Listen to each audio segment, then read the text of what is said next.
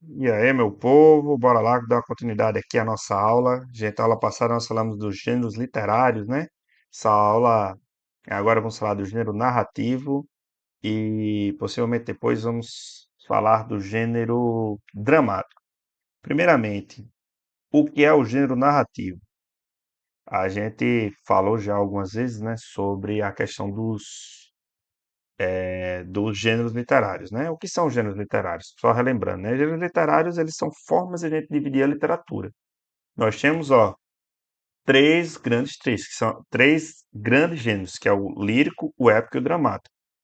O lírico, a gente viu lá passada, que é o gênero da poesia, é o que o eu lírico, né, que é ele é uma voz que ele compõe, ele canta o poema, e tudo no mundo daquela poesia se faz com base nos sentimentos desse eu lírico, certo?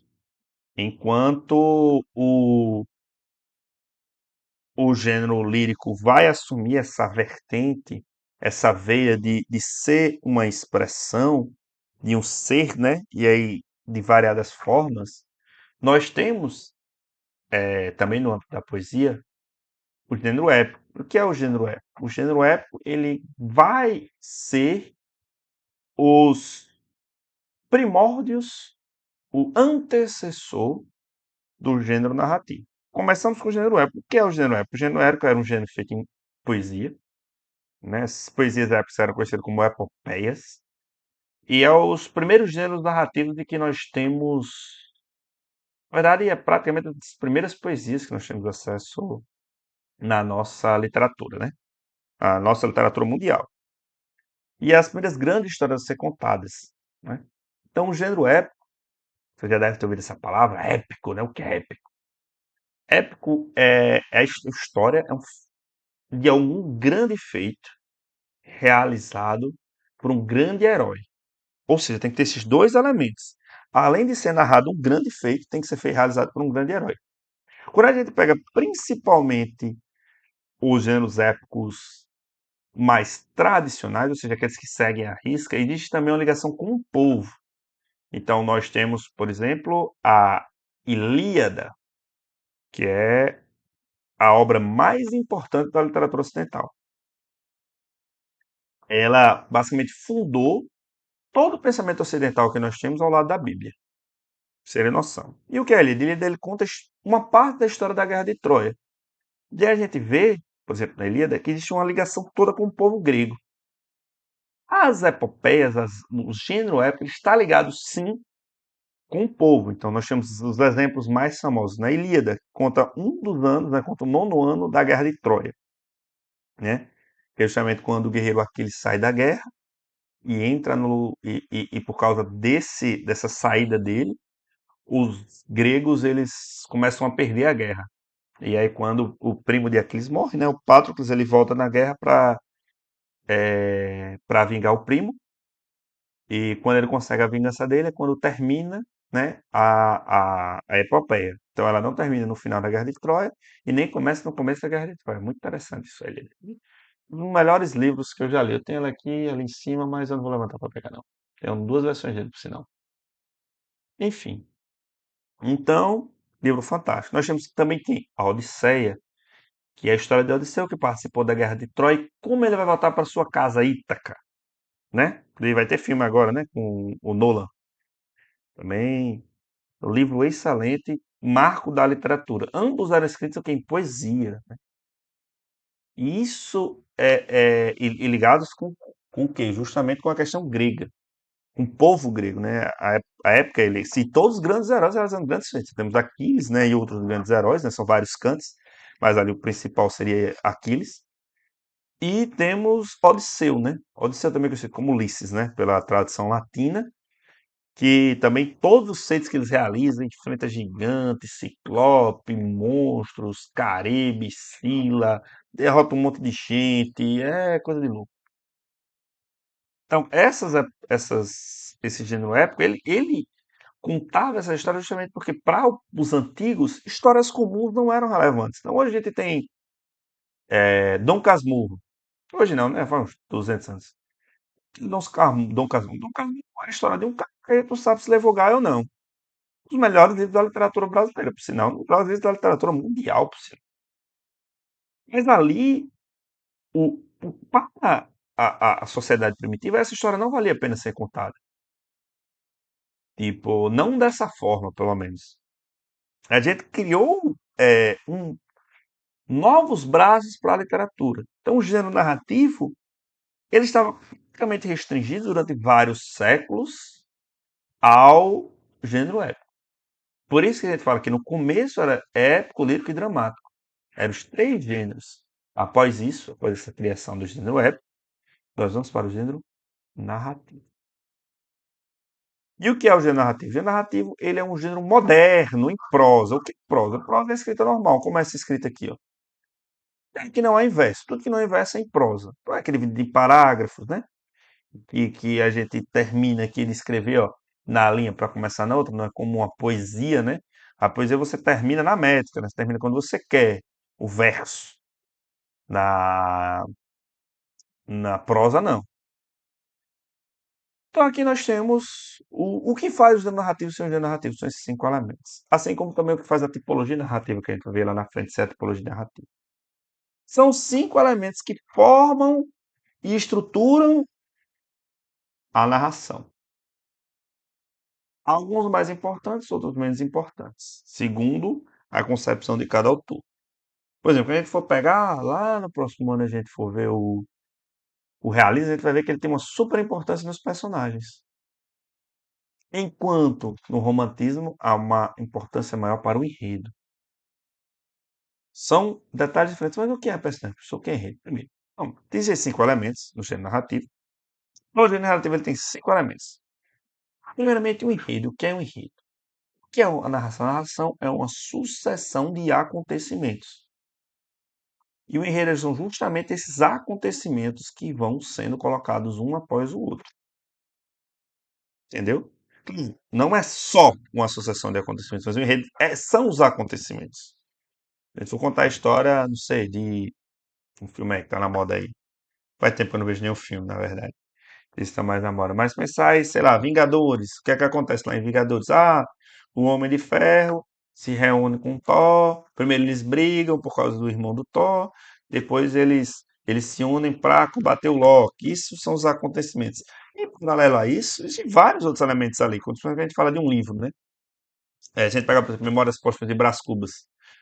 Poucas ações, né? Vai contar a história lá do Brás Cubas que ele morre, aí ele vai contar uma parte da infância dele, e ele vai ficar numa sanfona, que uma hora ele vai para frente, outra hora vai para trás, ele vai contando casos amorosos dele, e no fim, os acontecimentos não são tão relevantes. O que é relevante ali? Os personagens. E aqui são os personagens. Os personagens são as pessoas que estão presentes. Pessoas, né? Ou o equivalente, né? Numa fábula, por exemplo, os personagens eles são animais, né? Então a gente pode humanizar outros elementos para serem personagens. E é justamente o que é importante. Então, o importante não é a ação que o personagem fez, mas a construção psicológica daquele personagem.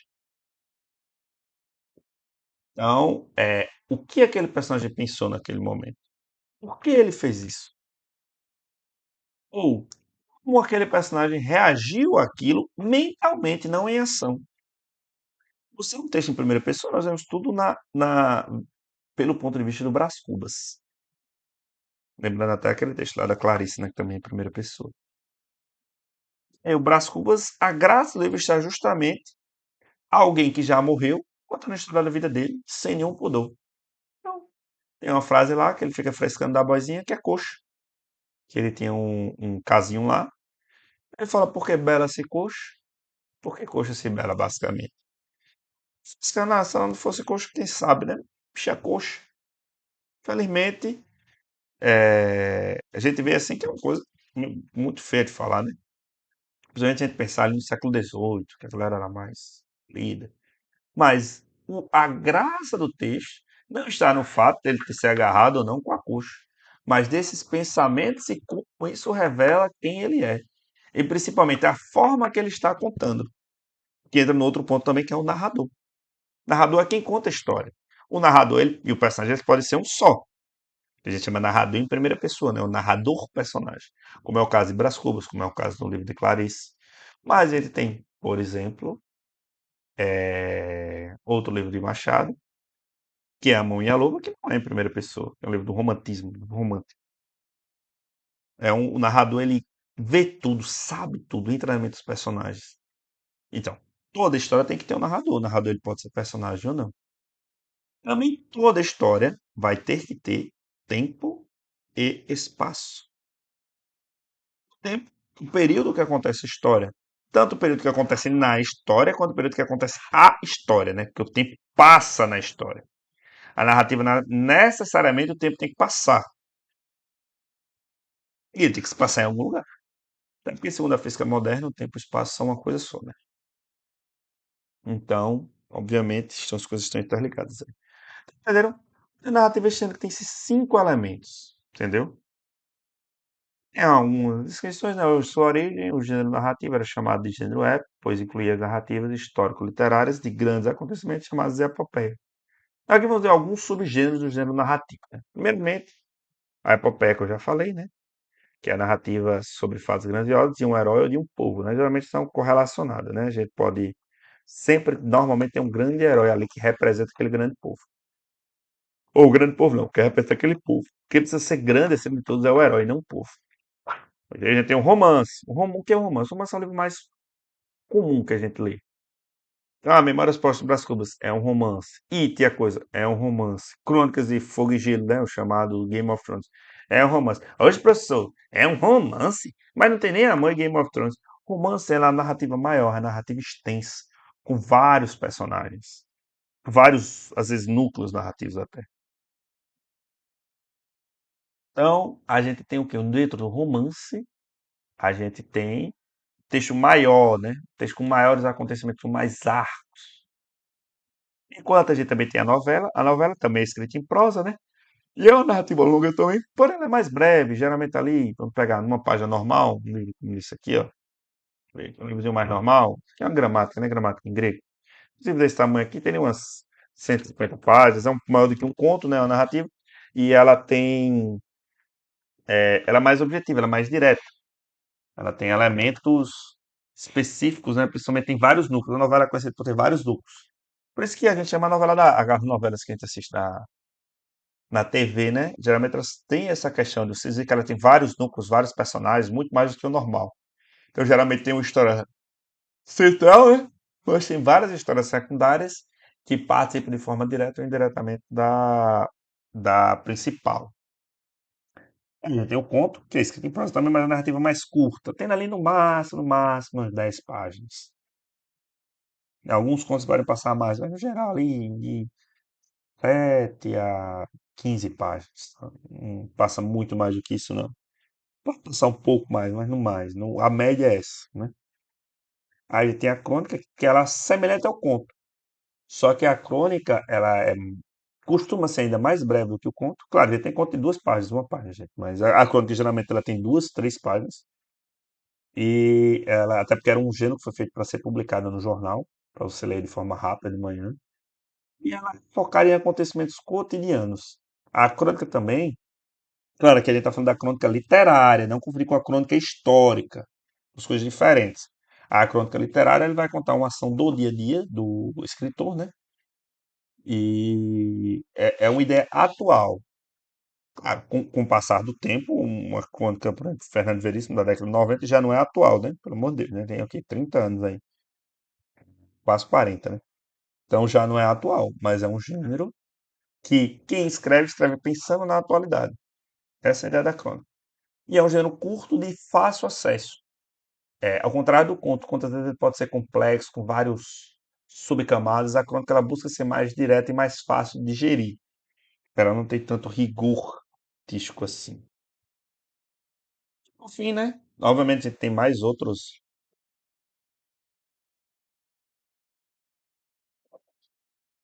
A gente tem mais outros gêneros, né? Mas um desses que estão aqui é a fábula, que a fábula é uma narrativa fantasiosa que procura ensinar algo. Geralmente a fábula ela utiliza de animais. Então, ela tem um propósito além da construção narrativa, né? Além da questão estética, ela tem uma questão de ensinar, entendeu? Ela tem uma questão de ensinar. coisa que a maioria dos textos não tem ou não deveriam ter, né? Enfim, aqui eu vou falar aqui um pouco aqui que eu esqueci de criar o slide do gênero dramático. Acho que aí dá para vocês verem aí, né? O gênero dramático, eu vou dar uma fechada aqui. E o que é o gênero dramático, né? Aí, o gênero dramático, ele é o gênero, né? E é feito para ser interpretado. Como assim, professor? Ele é um gênero que é feito para ser, é, como é que eu posso dizer? Ele é feito para que você interprete de cima de um palco, mas quando ele é interpretado, ele não é literatura, ele é teatro. Então não confundir. Ele é o texto que é escrito, entendeu?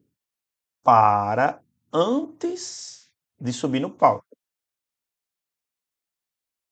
E aí, ou seja, é um texto que é feito pensado para ser assistido. E a gente tem vários exemplos. Hoje em dia, onde é que a gente vê muito esse tipo de texto? A gente vê muito esse tipo de texto em Hollywood. Um roteiro nada mais é do que um gênero dramático. Então, é o quê? Um texto que vai ter ali constar sobre as falas.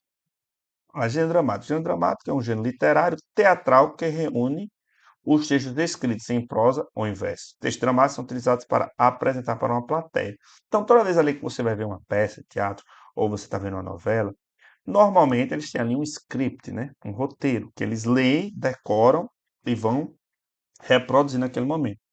Esses roteiros, esses essas peças, elas são colocadas como texto dramático, gênero dramático. Ah, professor, dramático não tem a ver com drama, não, com sofrimento. A palavra dramático hoje em dia tem essa ideia. Inclusive, o gênero dramático, quando a gente fala de cinema, representa isso, representa uma ideia de sofrimento. Quando a gente fala de literatura, representa todos os textos que são feitos para serem interpretados. Então, aqui é uma característica muito importante dos teatrais é a presença de diálogos entre personagens. É praticamente só diálogos entre personagens, né? Falas, diálogos ou monólogos. Eles são geralmente divididos em atos, né? Quanto às ações, ocorrem no mesmo espaço e cenas, né? Aí, quando há uma mudança local de personagem. Aí, há alguns subgêneros, aqui vamos ver alguns subgêneros, né? Então, a gente tem a tragédia, que é mais famosa do que a tragédia.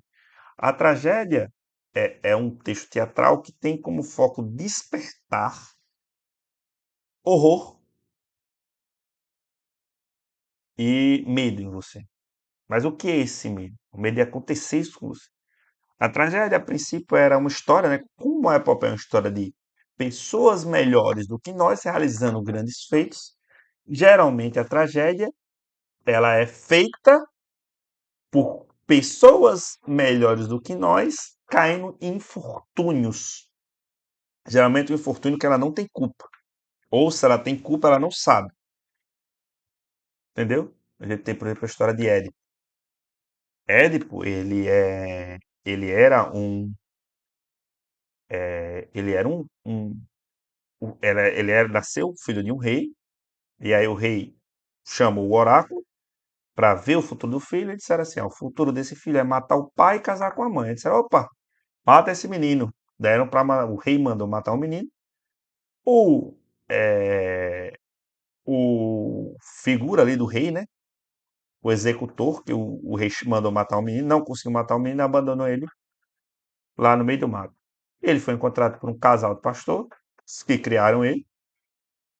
Aí o que acontece? O Caio sempre foi um cara muito bom, muito bondoso, muito justo, e todas as características de sendo alguém com um elevada postura moral e corporal, né? Por certa vez encontra o oráculo. E aí ora, pergunta ao futuro oráculo, qual é o futuro, né? Édipo então escuta o que o pai dele ouvira outra hora. Ah, você vai matar o seu pai e casar com sua mãe. Só que Nero não sabia que era adotado. E o que é que Nero faz? Nero foge. Ao fugir, quem é que ele encontra? E no meio de uma contenda acaba matando o rei, seu pai, que ele não sabia. Acaba matando na contenda o pai. Não, em Tebas, né, que era a cidade lá que o pai dele era rei. A cidade sem rei, a cidade estava tomada por uma esfinge. Ao resolver o enigma da esfinge, ele se torna o novo rei da cidade, que estava sem rei, né? E acaba casando com sua própria mãe. Então, você vê que ele não teve culpa ali, mas aconteceu, infelizmente. E é o que acontece? Por causa do crime dele, de casar com a própria mãe, a cidade ela é assolada por pragas. Nero chama o oráculo para entender o que está acontecendo, e o oráculo diz que a culpa é dele, porque ele casou com a mãe e matou o pai dele, tornando um patricida, né? Aí no patricida, um regicida, né? Que é matar o rei. Aí patricida é quem mata o pai. Então, ele fura os próprios olhos e vive como um mendigo pelas ruas de Tebas. Então, você sente horror, né? Porque você vê, pô, o cara não tinha nada, o cara era bom, o cara queria resolver as coisas e acabou se lascando pelo infortúnio do destino. Exatamente. Você sente horror e temor. Mas isso só acontece porque ele era bom, porque se ele fosse um filho da mãe, seria bem feito, entendeu? Então, a tragédia ela é o texto teatral mais importante, que mais influenciou. Depois nós temos a comédia como texto de humor, né? Igual a comédia do cinema, não tem muito o que falar, é um texto feito para rir. Claro, você pode ter uma profundidade maior em alguns elementos, né? A gente também tem a farsa, né? Que é um texto também que é semelhante à comédia, só que é mais curto. Aí nós temos a tragicomédia, que é que ela une os dois elementos, né? De elementos humorísticos com elementos reflexivos. E a gente tem o alto muito famoso, é o Alto da Compadecida, né? A gente também tem o Alto da Barca do Inferno. O Alto da Compadecida, que é o que tem um filme, né? Que até tem o dois agora, ele é um alto, que é um alto. O alto é um texto que ele, no final, ele passa uma mensagem religiosa. Você vê que no final lá do Alto da Compadecida, eles estão lá no purgatório, né? Para ser julgados. Na verdade, eles estão não é nem no purgatório, eles estão realmente ali para serem julgados, né? O que é que vai acontecer com cada um deles. E você vê que lá no final ele passa várias lições religiosas ali. Reflexões religiosas. E essa é a ideia do alto. Só lembrando que o texto teatral, eu vou até abrir aqui, eu vou abrir o Alto da Compadecida aqui. O Alto da Compadecida PDF. Para vocês verem, aqui, deixa eu ver se tem um. Vocês verem como é. Ó. É. Cadê? Não, aqui não é o texto, não, tá certo. Você vê que ele é feito, aqui, ó. Tem um personagem, né? Cadê? Deixa eu ver se tem mais. Ah, você vê que tem aqui, ó. Fala do palhaço, né? Que é um personagem que não tem no livro. Aí você vê ele falando, é João Grilo. É assim que é o texto teatral. Ele vai só aqui, ó, o personagem e a fala dele. O personagem tem que decorar a fala dele. Então, pode acontecer dele ter alguma inserção sobre o local, mas é difícil. Mas como é isso? É um texto feito só por diálogos ou monólogos. Você vê que muitas vezes o João Grilo vai estar falando sozinho, por quê? Porque não tem o recurso de mostrar o pensamento do personagem. Então, por isso que tem a questão do monólogo. Sim, então é isso, gente. Esses são os gêneros literários e eu estava vim falando com vocês até agora. São os três gêneros, né? Que na verdade são quatro. É um assunto primordial para entendermos a literatura, porque é através dessa divisão que nós somos capazes de compreender as nuances da literatura, dessa divisão e dessas subdivisões, né? Então é isso, gente. Valeu, até a próxima.